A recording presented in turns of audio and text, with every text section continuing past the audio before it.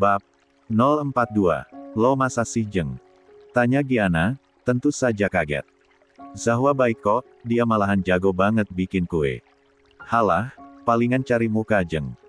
Mana merepotkan Jeng Giana juga, padahal kan lagi sakit harus banyak-banyak beristirahat. Bukan apa-apa sih, dia itu kadang seenaknya, suka bikin aku seolah langsung diserang darah tinggi karena sikapnya itu. Jeng Giana harus berhati-hati, dia belum saja memperlihat sikap aslinya yang biasanya suka membangkang itu. Giana tertawa tidak nyaman. Jangan berbicara begitulah Jeng, bagaimanapun juga Zahwa kan juga anakmu. Masa sih dia begitu? Dia anak yang sangat baik dan manis kok. Dian kesal mendengar pembelaan itu, dia hanya bisa tersenyum terpaksa karena tentu saja tidak bisa meluapkan emosinya di hadapan banyak orang begini. Kapan ini makannya? Apa mau terus berbicara? Tanya Wirya, tak mampu menahan rasa kesal. Emosinya meluap mendengar hinaan Dian apalagi ketika melihat Zahwa yang tertunduk tak bisa melakukan apa-apa. Seharusnya Dian mengucapkan kalimat itu kepada anak kandungnya sendiri. Semua kalimat buruk itu lebih cocok untuk mendeskripsikan Renata bukan kepada Zahwa. Zahwanya yang manis dan memiliki hati yang luar biasa baik dan tulus. Mas, tegur Giana, tidak menyukai sikap sang anak yang menurutnya tidak sopan namun Wirya hanya melengos tidak peduli. Dan akhirnya mereka makan, dengan hanya obrolan yang datangnya didominasi dari Giana, Renata, dan juga Dian. Sisanya yang lain hanya fokus pada makanan, terutama Wirya yang makan dengan cepat agar dirinya bisa pergi dari meja ini lebih awal juga Zahwa yang tentu selain karena dia tidak diajak di dalam obrolan dia juga merasa tidak memiliki muka lagi di hadapan Giana. Kerongkongannya terasa tercekat, semua makanan yang nampak menggiurkan di hadapan mata tak lagi membuatnya bernafsu. Atas dasar kesopanan saja Zahwa memakan hidangan yang sudah tersaji. Zahwa tak apa dihina, bahkan yang lebih menyakitkan dari apa yang barusan saja dia masih bisa menerimanya dengan tegar.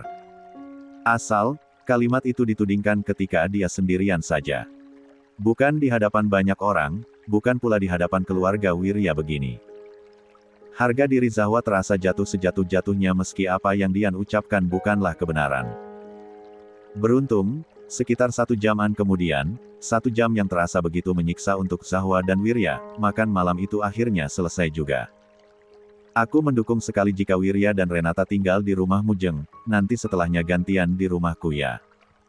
Kita yang sudah tua ini kan juga perlu teman mengobrol, ujar Dian ketika Giana mengantarkannya keluar rumah untuk pulang. Giana tertawa. Tadi memang dia menceritakan kembali akan rencananya itu, tentu saja dengan menutupi alasan sebenarnya yang ingin menyatukan kembali sang anak dengan sang menantu karena agaknya Dian tidak tahu bahwa mereka tengah bertengkar hingga berpisah rumah.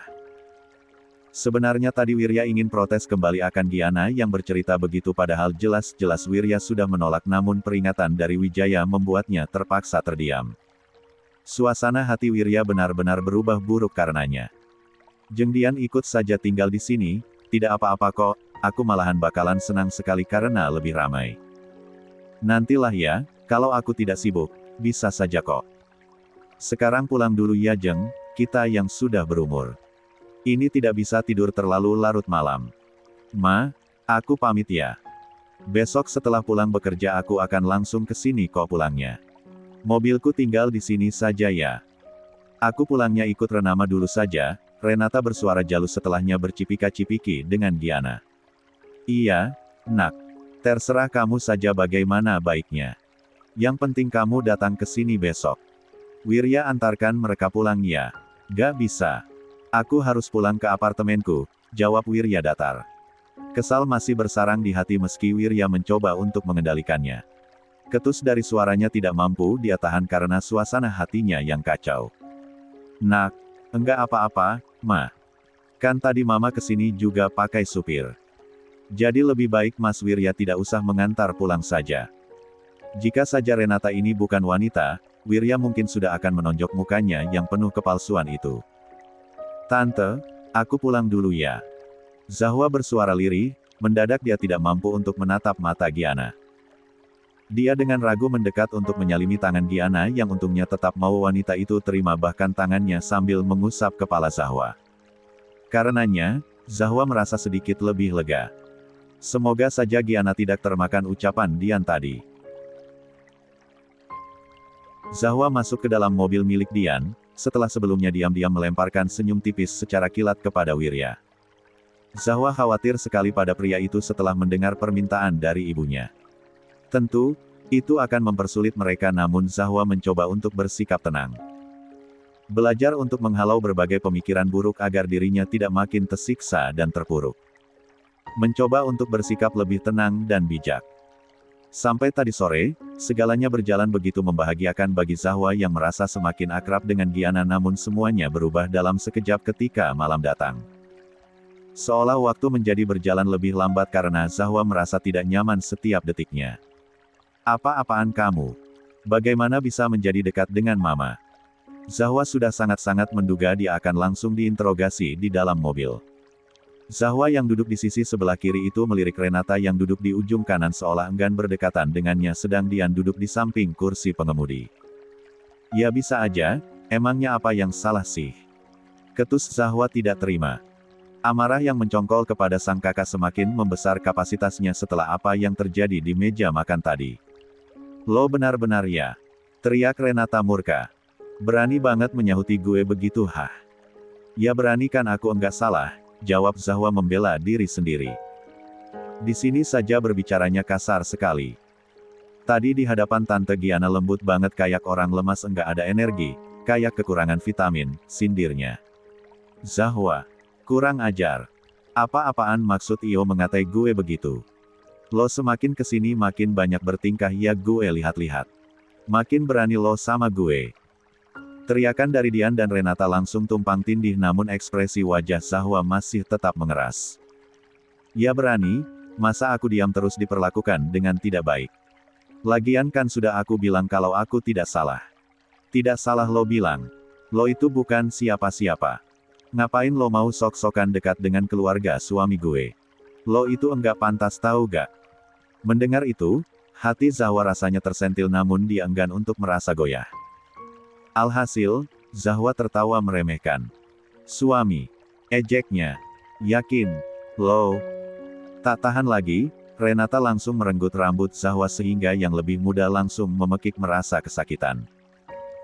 Supir yang tadinya merasa tidak enak terjebak dalam pertengkaran keluarga itu langsung merasa terkejut dan sedikit oleng mengemudinya ketika melihat apa yang Renata lakukan. Lepasin. Zahwa sengaja mencengkeram tangan Renata hingga wanita yang lebih tua mengerang tatkala tulangnya terasa terjepit, mau tak mau tarikannya di rambut Zahwa terlepas. Hentikan mobilnya, Pak. Keluar lo dari sini. Teriak Renata murka yang tentu saja dituruti Pak. Supir dengan segera lagi pula dia menjadi tidak fokus mengemudi karena kejadian barusan membuatnya merasa begitu ngeri. Tanpa disuruh pun aku memang ingin keluar, sahut Zahwa datar, dia merapikan rambutnya yang menjadi berantakan dengan tenang seolah tidak terjadi apapun sebelumnya. Lagi pula aku juga tidak tahan satu mobil dengan orang yang taunya mengatai dan memfitnah orang lain saja tanpa bisa introspeksi diri. Ingat, Kak, Ma. Kalian itu sudah tua. Apa enggak bisa bersikap lebih bijak dan manusiawi? Atau yang paling mudah deh, jangan berpura-pura. Sulit banget ya. Kurang ajar. Bangsat lo. Apa Max? Tak lagi bisa Zahwa dengar segala rentetan makian itu karena pintu mobil sudah ia buka lalu dirinya tutup. Keras setelah sudah berada di luar. Dada Zahwa bergemuruh hebat, bahkan terasa seperti ada rasa panas yang juga menjalar hingga ke seluruh tubuh. Mobil melaju pergi lalu hilang di belokan dan Zahwa sama sekali tidak peduli. Dia bisa memesan ojek online untuk pulang, daripada harus tersiksa di dalam mobil itu lebih lama. Pun dia juga bisa pulang ke apartemen Wirya saja. Semudah itu, tidak ada alasan untuk membuat Zahwa terpuruk lebih besar lagi. Kini, Zahwa mengambil handphone di dalam tas untuk memesan ojol, namun tarikan di tangan lalu. Sepersekian detik kemudian pelukan hangat melingkupi tubuhnya, napas yang sejak tadi terasa begitu sesak untuk Zahwa ambil langsung terhembus dengan begitu lega. Maaf. Suara itu terdengar bergetar sehingga membuat Zahwa mendongak. Peraturan untuk berhenti meminta maaf juga berlaku untuk Mas Wirya. Jadi, aku menolak mendengar kalimat itu sekarang. I'm fine, cuma agak pengen ngebacok orang saja sedikit. Mendengarnya, Wirya langsung terkekeh pelan. Tahu sekali dia kalau Zahwa hanya tidak ingin memperburuk suasana hatinya dengan menjawab begitu. Wirya mengusap rambut Zahwa penuh perasaan. Sudah aku duga ada yang tidak beres, makanya aku mengikuti di belakang. Zahwa mengangguk disertai senyum tipis. Pulang yuk. Ajaknya dengan suara yang melirih. Wirya mengangguk dengan perasaan emosional. Iya, ayo pulang saja. Sebelum masuk ke dalam mobil yang pintunya Wirya bukakan untuknya, Zahwa menahan tangan pria itu. Sebelum Mas Wirya meminta maaf lagi karena tidak bisa menolak permintaan tante tadi, aku bakalan bilang. Aku juga tidak apa-apa karena itu. Sedih sih, ya tapi mau bagaimana lagi kan? Anggap saja itu peluang, siapa tahu keburukan kakak terbongkar di sana kan? Anggap segala hal yang merugikan itu sebagai peluang Mas, bukan hanya sebagai keburukan saja. Lagi-lagi Wirya dibuat kehilangan kata akan apa yang Zahwa ucapkan. Susunan kalimatnya bagaikan sihir yang mampu memadamkan bara api di dada lalu mendatangkan kesejukan yang tidak hanya menenangkan hati, namun juga pikiran. Hati Wirya terasa penuh bahkan mungkin mulai terasa sesak akan perasaan yang membuncah. Dia tidak bisa menahan keterkesimaan pada perempuan mungil di hadapannya yang memberikan efek begitu besar di hidupnya. Sejak kapan kamu sedewasa ini? Aku tidak tahu sama sekali, ucap Wirya masih larut dalam kekaguman. Mungkin sejak aku jatuh cinta. Jawab Zahwa langsung masuk ke dalam mobil meninggalkan Wirya yang lagi-lagi menjadi tidak berkutik karena perbuatannya yang selalu tidak terduga itu.